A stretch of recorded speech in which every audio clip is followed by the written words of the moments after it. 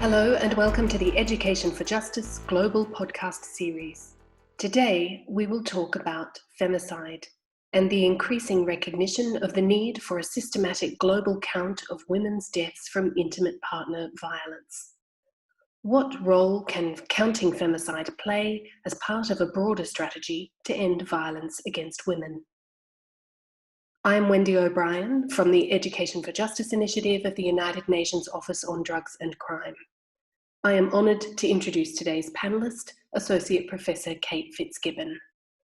Kate is Director of the Monash Gender and Family Violence Prevention Centre and Associate Professor in Criminology at Monash University in Australia. Kate, thanks so much for joining us. Thank you for having me, Wendy. Can you tell us, what is femicide and to what extent is it a global problem?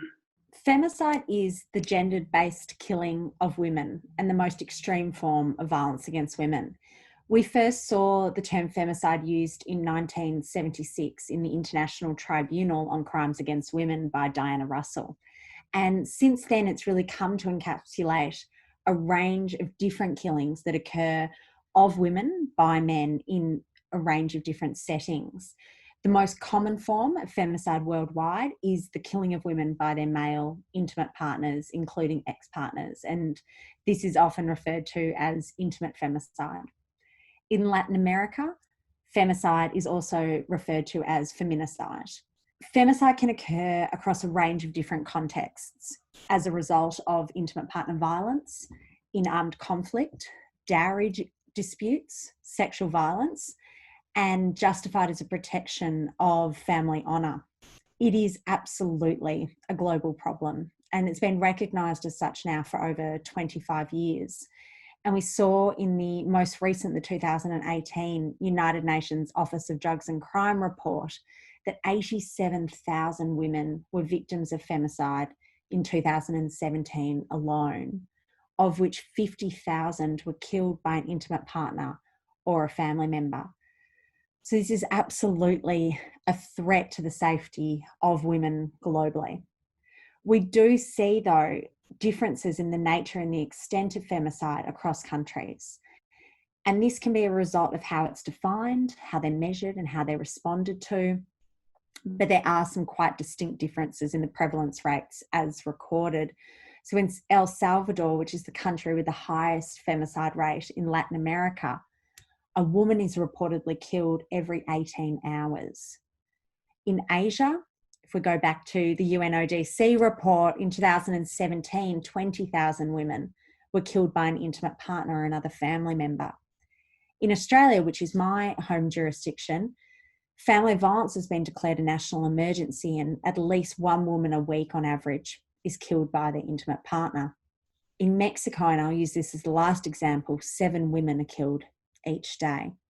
What we know, though, is we have these headline statistics, but there is quite a huge gap in terms of dependable and comprehensive femicide data, and there is no reliable global tally of how these deaths occur and the numbers.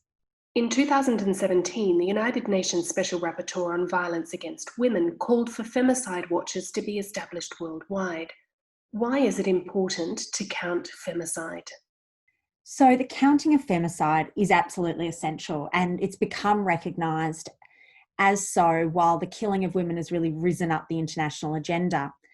And in reflecting on counting and throughout this discussion, I really want to acknowledge the work that I've been doing with my colleagues from Monash University and University of Liverpool, being Sandra Walklate, Jude McCulloch and Jane Marie Marr, as we've really been trying to tease apart this justification for counting and why it might be instrumental to prevention and response. But as you said, the United Nations has called for the establishment of femicide watches and observatories in every country. And these calls were really made in recognition of the need for consistent data and the current gaps in that data if we are to properly inform prevention efforts, but also investigation and response efforts. Essentially, we cannot respond to and prevent what we do not know. And the current data gaps are so significant that it's really hampering our ability to effectively prevent intimate femicide and all forms of femicide worldwide. In the period since the Special Rapporteur's call for femicide watches, what efforts to count femicide have emerged at the local, national and regional levels? So to start, what might be said at the top in terms of regional and international efforts, the exercise of counting has still largely fallen to the World Health Organization, who have undertaken this work, and then the United Nations that have done a lot of significant advocacy work in this area. And the World Health Organization has produced several key reports that have really advanced global understandings of the nature and the extent of femicide worldwide, as well as some very high level analysis on what the common risks may be that underpin particularly deaths that occur in the context of an intimate relationship. In 2008, really building on the work from the World Health Organization, the United Nations Office on Drugs and Crime released the Global Study on Homicide report. And this is a really significant piece of work in terms of gendered-related killing of women and girls. It assists us in tracking prevalence across jurisdictions and mapping by regions where women may face greater risk. Beyond this work, also at the international level, in recent years, and in some cases, potentially in response to the call for femicide watches, we've seen academics start to establish country and region-specific femicide observatories. And one of the well-known examples of this is the Canadian Femicide Observatory for Justice and Accountability, which is a country-specific example and headed up by Professor Myrna Dawson. And also the European Femicide Observatory, which is more regional in its scope and brings together a range of different stakeholders and academics. At the national level, we start to see a lot more variance. And so there's a lot of different counting efforts underway. In particular, there's been the emergence over the last decade of quite significant campaigns by feminist civil society groups. And in Australia, Counting Dead Women has been formed. In England and Wales, we've seen the start of the femicide census. And then also the emergence of different forms of visual memorialisation, and particularly across Europe and some Latin American countries, where activists have come together and used visualisation to really capture the gravity and the extent of femicide in their country. So we saw this in Milan through the Wall of Dolls, which is still up and being added to on quite a regular basis, and in Mexico through the Red Shoes movement. And these have really been used as public displays to focus attention more widely in the community on the tragedy and the extent of men's violence against women. Also, under the banner of national activities, there's now the emergence of quite a lot of government-run national homicide monitoring prevention programs and activities. And these databases often report annually, and they include data typically from official sources, so might be police and court data, and they report on homicide rates nationally. The last kind of national activity that I wanted to draw attention to was the emergence of domestic violence review teams and networks. These first originated in the United States, and now they've been developed in quite a range of countries worldwide and operationalised. What are some of the challenges associated with accurately counting femicide? Are some deaths harder to count than others? Absolutely. Counting femicide is fraught with difficulties for many reasons, and it's not an easy task to achieve. Firstly, there's the question of whether or not the practice of counting in and of itself should be framed by what's understood and labelled femicide by law, which obviously then informs the data you collect, or whether the definition should be broader than what may legally be defined as a femicide. Another challenge arises in whether or not the practice of counting itself is framed by an appreciation of the gendered social structures which underpin men's violence against women. So in this sense, counts can form part of a wider strategy to focus attention on perpetrator motives for gendered killings. But this has really been achieved to varying extents across the range of ways that counting occurs. So when we think about the different ways that counting can be achieved, these challenges play kind of a greater and lesser role depending on what data is being drawn upon. So one of the particular challenges that I'd like to draw attention to here is the femicides that are likely to be invisibilised and the ones that are left out of the official counts. And this can occur for a lot of different reasons. where a death isn't counted in official statistics at all, but where family members and friends may know that it's occurred, or where whole communities may know that it's occurred but been ignored. But also where deaths are counted in official statistics, but where the lack of information or coordination of that information means that the death ends up being removed from an official femicide count. And this might happen where data is not available on the sex of the victim or of the perpetrator, where the relationship between the victim and the perpetrator is not recorded. And in some cases, the age of the victim may be deemed relevant as well. So these cases may fall off what is recorded as a femicide for data collection reasons. But there's also intimate femicides that have particular characteristics that make them less likely to be captured in the official statistics. And these are ones that are invisibilised at multiple levels, and particularly where they're perpetrated in developing countries. In our work on counting femicides, we found that dowry-related deaths and honour killings are two forms of femicide that are often underreported, underinvestigated, and as a result, not captured in official reports on the prevalence of femicide. Another key type of intimate femicide that's historically been invisibilised is that involving Aboriginal and Indigenous women. And that's been well evidenced across a range of different countries. We know that Aboriginal and Indigenous women are significantly overrepresented as victims of intimate femicide, but too often this overrepresentation isn't visible in official data and prevalence rates. And I think this is really clearly captured in the findings of the recent Canadian inquiry into missing and murdered Indigenous women, which highlighted that the killing of Indigenous women in Canada was a systemic problem, and it had resulted in significant underreporting and recording of these victims. And that inquiry made 230 recommendations, and it ultimately concluded that the murder and the deliberate disappearance of Indigenous women and girls across Canada, including those who were within but also outside of intimate partner relationships, amounted to genocide. So I think the Canadian inquiry really brings to the fore a lot of these questions around whose death counts and the challenges that are posed when we attempt to reverse the silencing of women's deaths and to bring those deaths to the fore. Since the release of that report in Canada last year, there's been quite significant attention worldwide to the disappearance and killing of Indigenous women, and including in the United States, where we've seen quite a lot of attempts to better recognise Indigenous women. So hopefully in the years to come, we'll see better capture of their deaths in official counts.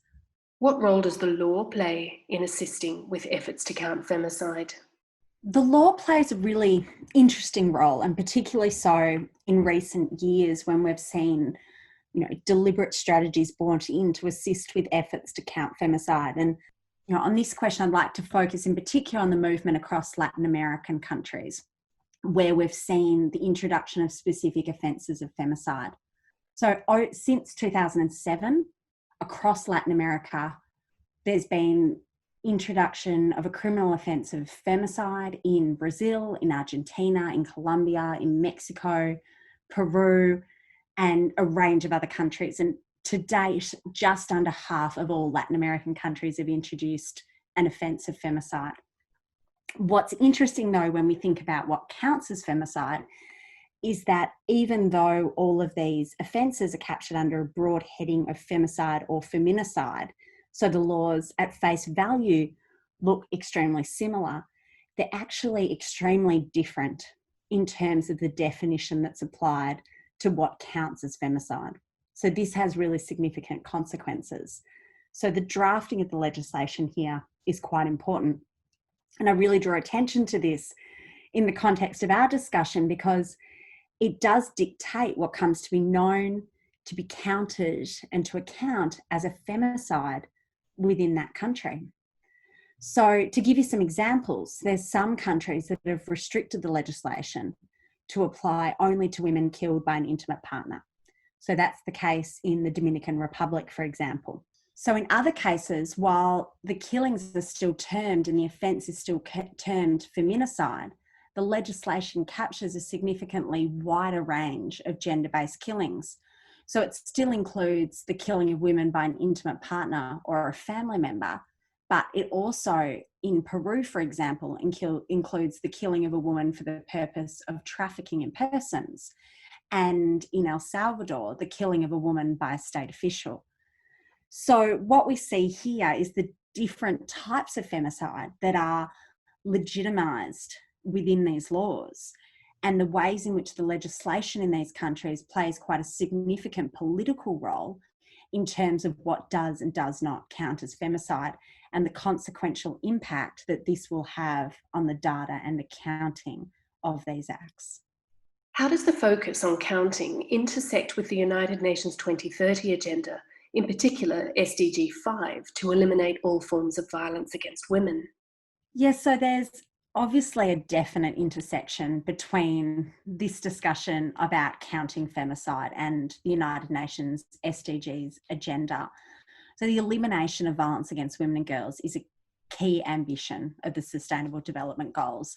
And we see an understanding of the impact of gender, the role of women, gender equality, and violence against women sit across many of the goals, but particularly so in Goal 5, which aims to achieve gender equality and empower all women and girls.